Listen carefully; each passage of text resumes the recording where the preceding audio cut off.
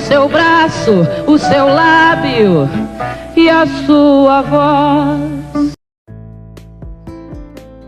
Dona de uma voz insuperável e de uma personalidade extremamente forte. Assim pode-se caracterizar a gaúcha Elis Regina. Conhecida basicamente por sua personalidade e gênio difíceis, é considerada, atualmente, a maior cantora brasileira de todos os tempos. Nesse vídeo você vai conhecer a história de Elis, suas polêmicas, inimizades, incrível obra e seus tristes momentos finais. O que fez o Brasil perder tão cedo uma das maiores intérpretes que já tivemos? Vem comigo! Início. Elis Regina de Carvalho Costa nasceu no dia 17 de março de 1945, em Porto Alegre. Era filha de Herce Carvalho e de Romeu de Oliveira Costa. Precoce, ela começou a cantar ainda na adolescência, aos 12 anos de idade. O início. Apesar de tímida, já gostava de cantar desde pequenininha. Ela tinha também um grande desejo de tocar piano e, ao estudá-lo, demonstrou ter bastante facilidade com o instrumento. Ainda assim, ela precisaria ter um instrumento em casa para continuar progredindo, mas tal aquisição seria pesada para o bolso dos pais. Entre comer e ter um piano, eles optaram por comer, o que eu também achei ótimo, brincou a cantora, certa vez. Começou a cantar ainda na adolescência, aos 12 anos de idade. Sua primeira apresentação foi na Rádio Farroupilha, no programa do Clube do Guri. Apresentado por Ari Rego, figura muito famosa da época. No entanto, a primeira apresentação não foi lá muito bem, por conta de um sangramento no nariz que Elis tinha quando ficava nervosa. Mesmo assim, alguns anos depois, ela voltou ao programa e, aos poucos, começou a se destacar. No fim das contas, acabou indo para a concorrente, a Rádio Gaúcha, com salário, com apenas 13 anos de idade. A partir de então, foi chamada para se apresentar frequentemente no programa, com outras crianças. Ainda na adolescência, aos 16 anos de idade, Elis Regina foi para o Rio de Janeiro. Carreira musical. O primeiro disco e as mudanças. Seu primeiro álbum veio pela gravadora Continental, em 1961. O Viva Brotolândia era uma tentativa da empresa de ter sua própria Célie Campelo, que na época cantava em uma gravadora concorrente, a Odeon. Por isso, o resultado foi um tanto limitado, já que Elis precisou imitar outra artista, sem poder mostrar toda a sua personalidade. Em 1964, ciente de seu potencial, a cantora decidiu se mudar para o Rio de Janeiro, onde acreditava que as coisas aconteceriam com mais facilidade. De fato, após um tempo na gravadora CBS Columbia, Elis acabou se firmando na Philips. Logo depois, a menina foi trabalhar na TV Rio, onde apresentou o programa Noite de Gala. Pouco tempo após a ida para a cidade carioca, a gaúcha decidiu se mudar novamente, dessa vez para São Paulo. Foi lá que, em 1965, fez sua estreia no famoso Festival de Música Popular Brasileira, onde gravou seu primeiro LP, o Viva Brotolândia, pela gravadora Continental, em 1961. Após isso, chegou a gravar mais 2 LP pelo selo, porém foi por volta de seus 20 anos que Elis Regina começou a alcançar a fama. No festival, Elis Regina cantou a música Arrastão, composição de Edu Lobo e Vinícius de Moraes. A canção cantada por ela venceu o festival, e Elis Regina venceu o prêmio de melhor intérprete. A paixão também existe. Realmente, foi a sua consagração em todo o país. Além disso, foi nessa época que Elis criou alguns de seus movimentos característicos no palco, que viriam a se tornar marcantes. Enquanto cantava, abria os braços com as mãos espalmadas e, às vezes, os girava freneticamente. O festival, a canção e o prêmio foram decisivos para a carreira de todos os artistas envolvidos, em especial para a cantora.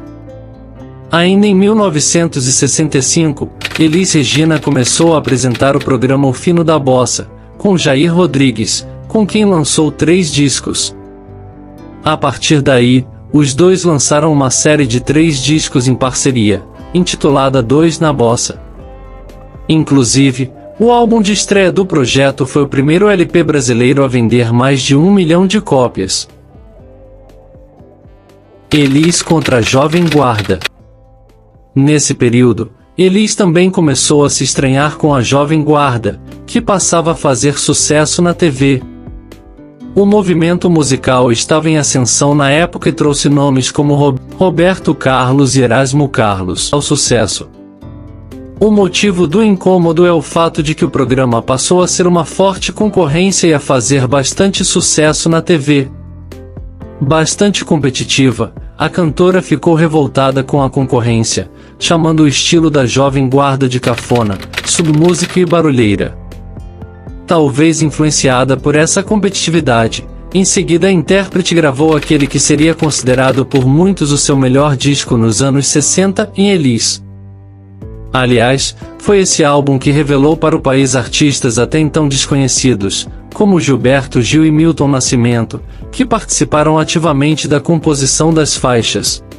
Atenção, na roda que eu te fiz, quero mostrar a quem vem. Tive o filho da escola, problema maior, estuda. Ela interpretou canções em diversos gêneros, como bossa nova, rock, jazz e, claro, MPB. Uma de suas marcas no palco era estender os braços enquanto cantava, interpretando as canções também com seu corpo. Elis Regina era conhecida não apenas pela sua grande extensão vocal como também pela versatilidade de sua voz e interpretação marcante. O novo sempre vem. Relacionamentos e casamentos.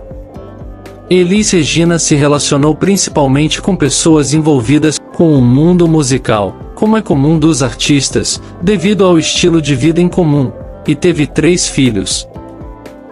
Ela namorou o artista Edu Lobo, com quem colaborou em diversas canções.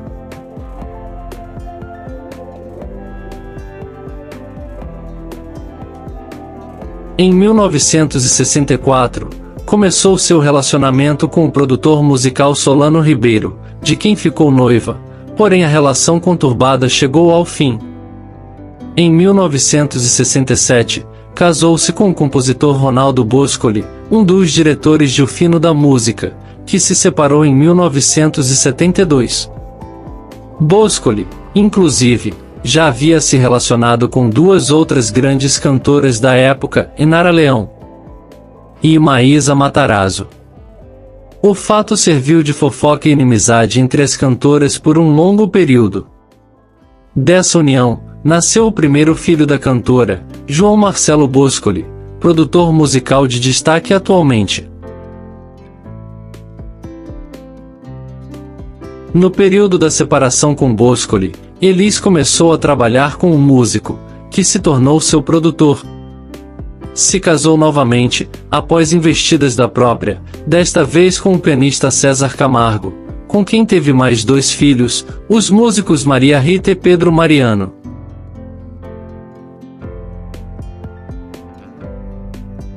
Ditadura militar em um golpe na biografia de Elis Regina. O posicionamento político de Elis Regina também era uma de suas marcas registradas. A cantora era uma forte crítica ao regime militar que assolou o Brasil entre 1964 a 1985. Politizada, a cantora se pronunciava em entrevistas, televisão e, claro, na música. Durante uma turnê na Europa, Elis Regina falou mal da ditadura para uma revista holandesa. Por conta desse episódio, a cantora ficou marcada no DOPS, o Departamento de Ordem Política e Social, como opositora do regime. Em 1972, a artista foi obrigada pelos militares a cantar o hino nacional nas Olimpíadas do Exército. Logo, Quem não apoiava o regime passou a vê-la como traidora, com destaque para Enfio, cartunista importante na cultura de resistência à ditadura. Na época, o aclamado chargista chegou a compará-la com um cantor que certa vez fez um show na Alemanha a convite de Hitler. Fábrica, dia 1º de maio, Mário Lago já descolou essa fábrica. Vou levar o Saudade do Brasil para dentro de uma fábrica. Rio Centro não tem operário que consiga chegar, porque o operário não tem carro para ir Rio Centro, nem 400 pau para pagar ingresso. Vamos parar de palhaçada, porra! Eu não vou a show apresentado pro patrão. Não tá na hora de abrir porque o exército tá na rua botando cachorro em cima da gente. Mas, porra, vamos dar César o que é de César, caralho. Que puta confusão é essa? Cadê a Angela Maria? Cadê o Jamelão? Cadê o Aguinaldo Timóteo? Por que essa elitização, caralho? Que merda! Um país de analfabeto se dá o luxo de só aplaudir nego que foi à universidade? Só pra puta que os pariu, porra! Que é isso? O que é isso, caceta? Eu sou filha de um chefe de expediente de uma fábrica de vidro, porra! Por isso que eu não tô no show do dia 1º de maio. Não sou filha de almirante. Sabe de quem eu tô falando, não sabe? Pois é. Vão tomar no cu, porra. No meu não vão botar mais. Porque não tem cantor que tenha feito universidade. Não tem músico que tenha tido dinheiro pra frequentar a escola de música. Não tem. Sabe? E a rapaziadinha dos canudinhos de papel na mão tomou conta do pedaço, só eles é que sabem. Vão se fuder, porra. Qual é? Mimim? Não. Eu tô, ó, com 3 olhos abertos. Esses 2 mais aquele ali. Eu tô de saco cheio de tomar no cu. Não? A partir daí, Elis Regina, tomada pelo trauma, caiu de vez em um repertório de MPB, e mostrou-se totalmente engajada como oposição à ditadura. Dessa forma, somou e muito na luta social comandada pela classe artística nesse período. Entre as grandes interpretações de Elis que denunciavam a ditadura militar, estão os clássicos como Nossos Pais de 1976. Mas é você que ama o passado e que não vê. E O Bêbado e o Equilibrista de 1979. Essas mil pra noite do Brasil. Anos 70. A década que marca Elis como uma gigante. E os anos 70 continuam. A década de 1970 ainda guardava boas novidades para a cantora e seus fãs. Foi na primeira metade desses 10 anos, por exemplo, que foi gravado o histórico LP Elis e Tom. Nesse álbum, ao lado de Tom Jobim, a cantora marcou seu nome como uma das principais artistas da bossa nova. São as águas de março fechando o verão, é a promessa de vida no teu coração. Porém, nem tudo são flores. E a gravação não foi tranquila quanto parece ao ouvir o disco, como vamos ver agora. Sem maquiagem e vestindo uma blusa que poderia ser confundida com pijama, Elis Regina se revela absolutamente à vontade. Aos 29 anos e já a maior cantora do Brasil, ela está sentada num estúdio diante de Tom Jobim, a quem mira com um misto de respeito e devoção. Elis escuta o maestro, então com 47 anos, dedilhar ao violão canções aleatórias. Uma delas é Caco Velho, clássico de Ari Barroso, mas tocada com uma levada de bossa nova, ritmo que Jobim ajudara a criar anos antes, ao lado de Vinícius de Moraes e João Gilberto. Você gosta também de Villa-Lobos e Pixinguinha, né? Pergunta Elis. Antes de responder, Tom dá uma tragada no cigarro e toma um gole de uísque. São meus monstros sagrados. São as pessoas a quem copio, diz ele. E emenda, em só se pode copiar a quem se ama, a própria frase, informa Jobim, ele roubou do compositor russo Stravinsky. A cena registrada pelo cineasta Roberto de Oliveira, à época com apenas 25 anos e empresário de Elis, resgata lances íntimos de um evento antológico, na gravação do álbum Elis e Tom, monumento incontornável da MPB, no ano de 1974, em Los Angeles. Os bastidores tensos da gravação. Quem escuta hoje o álbum de harmonias tão pungentes e cristalinas não faz ideia do sufoco que foi para gravá-lo. Quando bombas da música são reunidos no mesmo lugar, o choque de egos é inevitável. Se a frieza logo deu lugar à sinergia entre Elis e Jobim, o mesmo não se pode dizer da relação do maestro com César Camargo Mariano, marido da cantora e responsável pelos arranjos do disco. Tudo foi pensado para que Jobim fosse apenas um convidado especial de um disco concebido e tocado pela banda de Elis. Mas é claro que o mago da bossa não topou esse papel coadjuvante.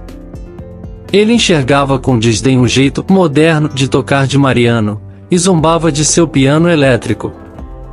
Era uma verdadeira facada no meu peito, diz Mariano. A certa altura, Elis chegou a fazer as malas e anunciar que voltaria para o Brasil. Foi demovida por Roberto Menescal, executivo de sua gravadora, que voou do Brasil para os Estados Unidos para apagar o incêndio. No caso da cantora, o projeto era visto como uma forma de limpeza de imagem, e Elis entrará em baixa depois de cantar na Olimpíada do Exército, 2 anos antes, sendo acusada no meio cultural de ajudar o regime militar. Jobim, apesar do currículo glorioso, também sentia necessidade de trazer seu legado às novas gerações, e a parceria com Elis acenava com isso. Ao mesmo tempo, porém, havia desconfianças mútuas e elas explodiram no estúdio da MGM em Los Angeles. Que traz o azul. Outro momento importante da biografia de Elis Regina foi o espetáculo Falso Brilhante, de 75. A peça, que contava sua trajetória, também deu origem a um disco gravado em estúdio. Nesse LP, Elis seguia sua tradição de trazer para os holofotes artistas talentosos e não muito conhecidos até então. Está nesse disco, por exemplo, a clássica e já citada como Nossos Pais, composta por Belchior. Sem dúvidas, é uma das mais famosas interpretações da cantora. Gênio forte. As inimizades de Elis. Bola pra frente, Berros. Paz e amor. Sabe, então, sabe, a brincadeira continua prevalecendo. Eu dou o tiro, quem mata é Deus. Finja que eu sou malandro. Nem só de mamãe eu quero viver o carnaval brasileiro. Já teve muita lata d'água na cabeça. Acho que o importante é a gente seguir fazendo as coisas e com um mínimo de sinceridade, né? No presente momento, desculpa, eu não estou sentando mal, mas tá começando a ficar bom sentar assim. Eu não gosto de ficar muito quieto. Eu, bicho carpinteiro, já ouviu falar nisso? O apelido Pimentinha de Elis Regina não era por acaso. A cantora tinha uma forte personalidade e posicionamento fora e dentro dos palcos, o que não agradava a todos.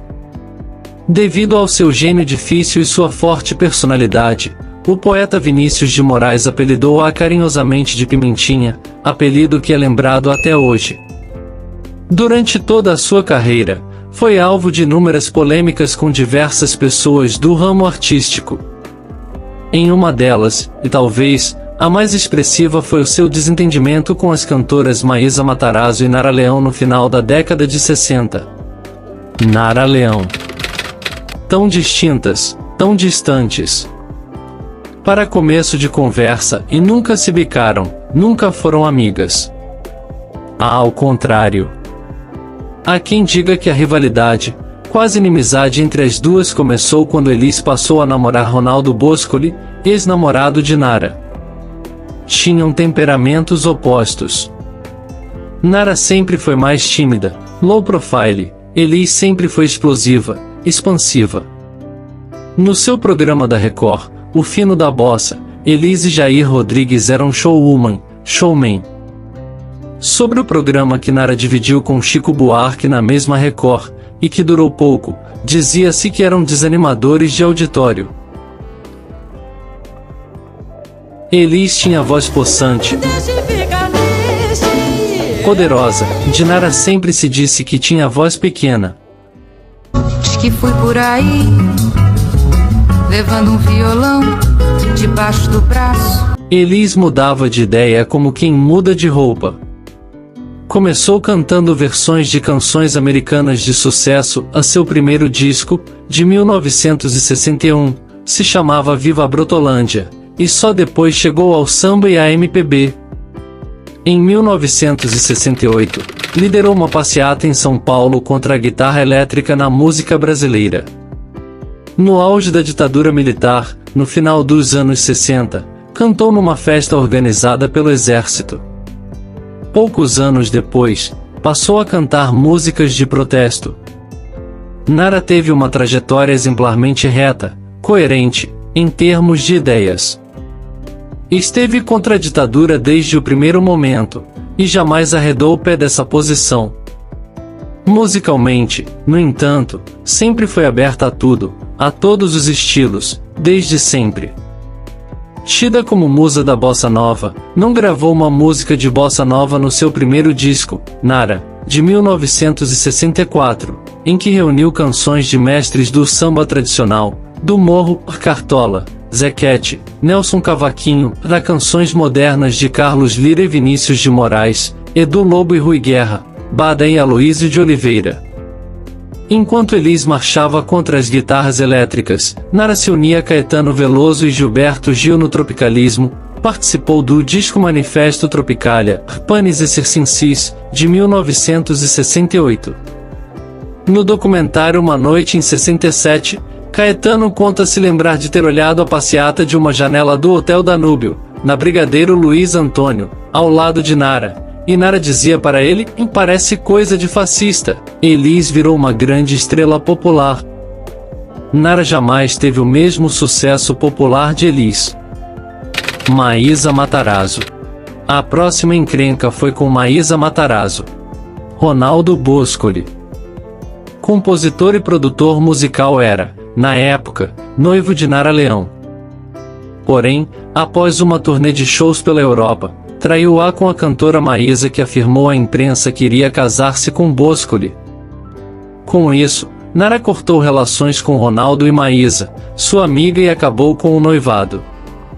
Pouco tempo depois, Ronaldo Boscoli divulgou que iria casar-se com Elis Regina, gerando o descontentamento de Maísa, que nutria uma forte paixão pelo produtor musical.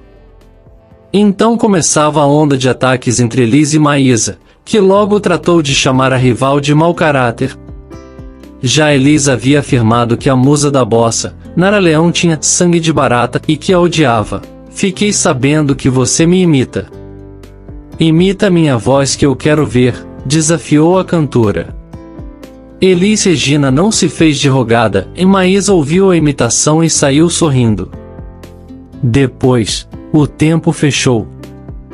Maísa chegou a denunciar que havia sido dopada pela rival para não cantar no Festival Internacional da Canção.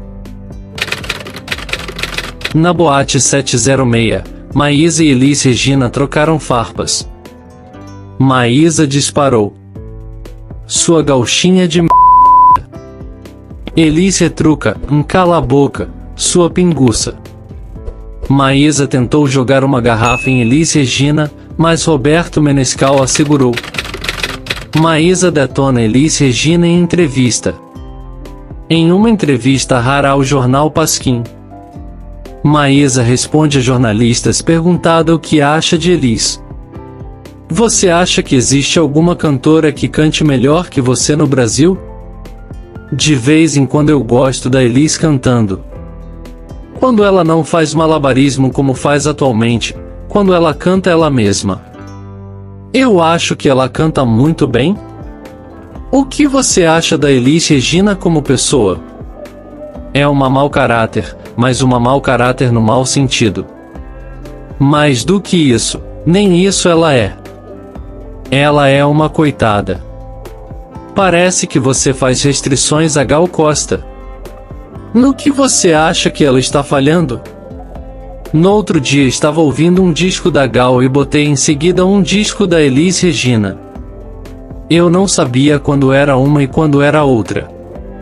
Só sabia que era Gal porque ela canta a música do Veloso, que ela canta maravilhosamente bem, e a Elis não tem coragem de cantar. O problema é que aquele grito que ela dá me dá um certo nojo, sempre me dá uma sensação estranha na pele.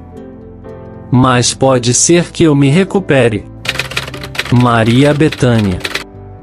Fora esse relato, há outros que descrevem a inimizade entre Elis e Maria Bethânia, que era marcada pela busca do título de maior cantora brasileira. Pouco tempo depois da morte de Elis, em 1982, pela primeira vez, Maria Bethânia se pronuncia a respeito de Elis.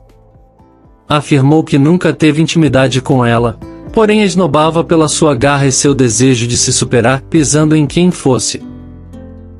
A coisa viva e a gana de ganhar tudo, pisando em quem fosse, ganhando o que fosse, de qualquer jeito.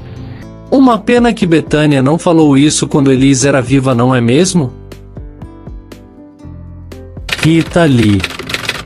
Elis tinha uma antipatia pela cantora Rita Lee. Nos bastidores, era sabido que ela não gostava das guitarras e do som produzido pelos Mutantes e por Rita.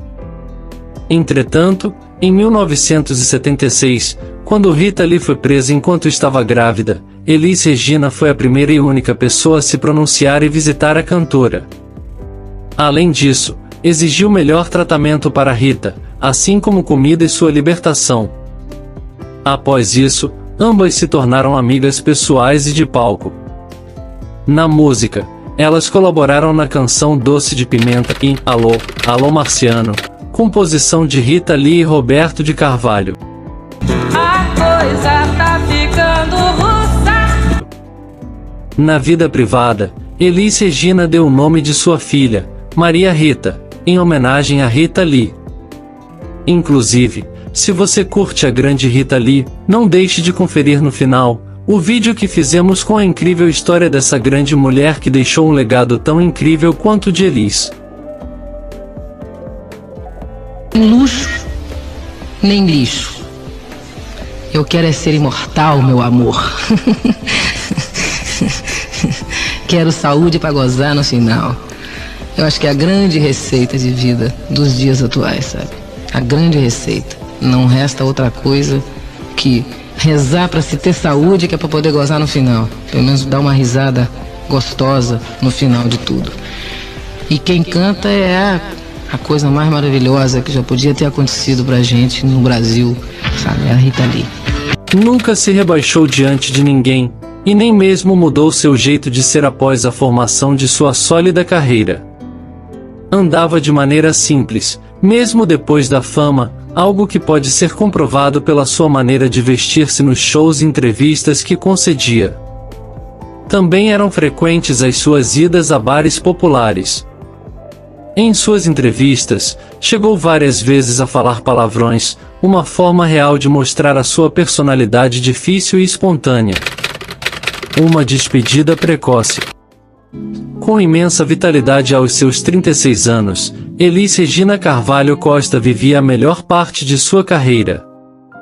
Porém, esse sonho seria interrompido em 27 de janeiro de 1982. O Brasil perde a sua maior cantora. Sua morte aconteceu no seu apartamento nos Jardins, em São Paulo. Elis e seu então namorado, o advogado Samuel McDowell, haviam discutido por conta da decisão de morarem ou não juntos. No dia seguinte, 19 de janeiro de 1982, Elis ligou para o companheiro em tom conciliador, mas aos poucos sua voz foi ficando esquisita. Em seguida, ela parava de responder. Apavorado, Samuel pegou um táxi em direção à casa da artista, no bairro dos Jardins, em São Paulo. Após arrombar a porta, o advogado encontrou Elis com o rosto roxo, já desacordada. Elis já estava morta. Dia inteiro pra vida de gente levar. O depoimento mais importante foi o de Samuel McDowell, namorado de Elis, que esteve com ela e alguns amigos na noite anterior à morte da cantora. McDowell disse que depois de sair do apartamento de Elis, ligou para ela 5 vezes durante a madrugada. Só na quinta Elis atendeu. Na manhã seguinte, Elis ligou para ele às 9h30, dizendo que não tinha conseguido dormir. A voz de Elis, ainda segundo McDowell, foi sumindo até que emudeceu. Ele foi para o prédio, forçou a porta e viu Elis desfalecida. Ligou então para Marco Antônio Barbosa e pediu que ele trouxesse o médico de Elis. Eles levaram Elis de táxi para o Hospital das Clínicas. Depois McDowell voltou ao apartamento e encontrou um envelope de Sonotrate, um antidistônico, faltando 4 comprimidos. Isso é absolutamente irrelevante, isso é absolutamente inoportuno e acho que nós deveríamos nos contentar com o que Elis pode proporcionar a todo mundo e respeitar a pessoa dela agora. O velório de Elis. Seu velório foi realizado no Teatro Bandeirantes, palco de seu maior show, Falso Brilhante. Seu cortejo fúnebre, que aconteceu numa quarta-feira à tarde, foi acompanhado por cerca de 15 mil pessoas que atravessaram cerca de metade da capital paulista. Seu corpo foi levado para o Teatro Bandeirantes, onde foi velado até o dia seguinte. Estava vestida com a camiseta que não pôde ser usada no show Saudade do Brasil, 2 anos antes, na bandeira brasileira, com seu nome no lugar de Ordem e Progresso. O Teatro Bandeirantes ficou cheio durante a noite e a madrugada. No dia 20 de janeiro, o Departamento de Trânsito de São Paulo criou um esquema especial para o cortejo, do Teatro Bandeirantes ao cemitério do Morumbi. A pé, de carro ou moto, milhares de pessoas acompanharam o carro do Corpo de Bombeiros que levou o caixão. Foi sepultada por volta de 1h da tarde, no túmulo 2199, quadra 7, setor 5 do cemitério do Morumbi. Aqui no Teatro Bandeirantes, onde o corpo de Elis Regina está sendo velado, centenas e centenas de pessoas formam uma grande fila para entrar no teatro e ver Elis pela última vez. Lá dentro do teatro, o caixão fechado, com apenas uma pequena abertura de vidro, foi colocado no centro do palco. Amigos, artistas e parentes, todos choram muito. Especialmente o último companheiro de Elis, o advogado Samuel McDowell Figueiredo. O segundo marido de Elis, o músico César Camargo Mariano, também está aqui. Muitas pessoas, após verem o corpo, permanecem sentadas, chorando na plateia. O caixão de madeira estava no centro do palco, onde Elis viveu momentos importantes de sua carreira. Flores vieram de todos os cantos, as grandes coroas dos artistas, a flor singela do povo. 15 mil pessoas passaram pelo velório de Elis Regina no Teatro Bandeirantes, no centro de São Paulo. Mesmo durante a noite e de madrugada, o movimento foi grande. De manhã, as filas cresceram e se estenderam por vários quarteirões da avenida. A cidade de São Paulo chorava a morte de um dos seus maiores ídolos.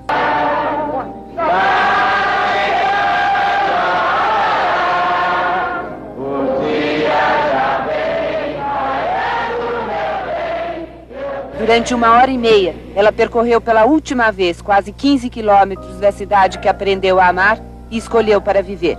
Do centro à zona sul, o povo chorava e gritava o seu nome.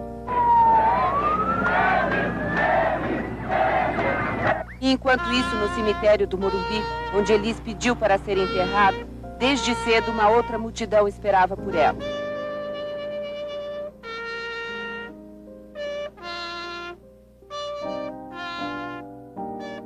Com menos de 48 horas depois do enterro de Elis, veio o segundo choque, sem dúvida, o pior.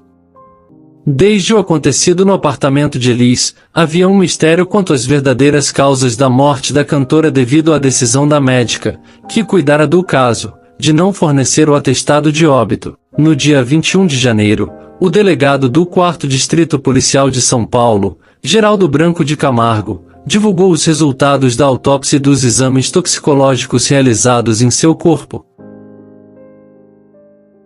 O laudo número 415/82 do Laboratório de Toxicologia do Instituto Médico Legal revelou o resultado positivo para cocaína e álcool etílico, este na quantidade de 1 grama e 600 mg de álcool etílico por litro de sangue. A quantidade de álcool etílico encontrada em nível sanguíneo revelou estar a vítima sob estado de embriaguez, e a presença de cocaína caracterizou o estado tóxico, que em somatória pode responder pelo evento letal. O laboratório de toxicologia deste instituto revelou o resultado positivo para cocaína e álcool etílico. De início, houve a resistência em aceitar o verdadeiro motivo da morte. Mas então iniciou-se uma campanha de difamação da imagem da cantora pelos meios de comunicação. Uma delas foi a poderosa Rede Globo, que montou uma ampla estrutura para fazer uma cobertura completa acerca desse acontecimento histórico. Tal esquema de cobertura, até hoje se comparou apenas à morte do cantor Michael Jackson. A emissora de Roberto Marinho fez questão de divulgar um vídeo de um clipe da cantora, gravado para o tradicional Fantástico e que, porém, não foi ao ar porque não teria agradado à produção pelo seu profundo estado de embriaguez. Os amigos mais íntimos de Elis tentaram defendê-la a todo custo. Eram constantes as réplicas dos cantores Jair Rodrigues e Edu Lobo, as reportagens vinculadas no rádio e na televisão que tentavam implantar na população a afirmação de que Elis era uma mulher infeliz e drogada. Há até um certo grau de verdade nesta afirmação, já que Elis Regina havia entrado em depressão pela busca da perfeição em seu trabalho e sua vida incerta. As novas cantoras que surgiam e que ameaçavam seu posto, a pensamento esse, que só existia na cabeça de Elis, e o medo em enfrentar, muitas vezes, a plateia fria e amarga lhe causava um certo desconsolo e uma tristeza que só era bloqueada com droga e álcool. Senhora de Aparecida. Porém, com a afirmação do delegado de polícia a respeito da veracidade do exame divulgado pelo IML, o Brasil entrou em choque. Juro que não acreditei, eu te estranhei. As outras que me perdoem, mas ela ainda é a maior cantora do Brasil. Legado. Elis Regina deixou uma obra imensurável, que se tornaram clássicos contemporâneos e que ficaram fincados na nossa cultura, com sua voz potente e sua interpretação repleta de sentimento e emoção. Suas apresentações ao vivo parecem se negarem a envelhecer. E é difícil acreditar que as imagens possuem mais de 40 anos. Elis é atual tanto quanto estava viva. Elis viva depois de 40 anos. Recentemente, um comercial de carro trouxe de volta à vida Elis Regina, e uniu a cantora com a sua filha Maria Rita, graças à inteligência artificial. A perfeição das imagens chocou o público e gerou polêmica. Alguns acharam de péssimo gosto reviver alguém que já partiu e acusaram a marca de lucrar com uma pessoa morta, mesmo a família autorizando o uso da imagem. O que você pensa sobre isso? Curtiu a campanha? Felizmente, ela nos deixou um vasto repertório de música brasileira, com canções repletas de uma profundidade emocional incomparável, e interpretações únicas, vibrantes e emocionantes. Viva Elis! Que acabou de madrugada, não precisava o começo. O barquinho vai, a coisa tá ficando russa, mas vê se deixa, a paixão também existe. O novo sempre vem. Você gosta das canções de Elis? Qual a sua favorita? Deixa aí nos comentários.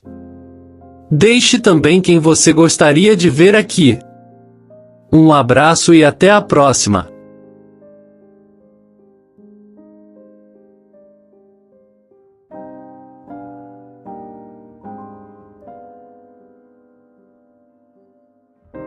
Juro que não acreditei, eu te estranhei. As outras que me perdoem, mas ela ainda é a maior cantora do Brasil.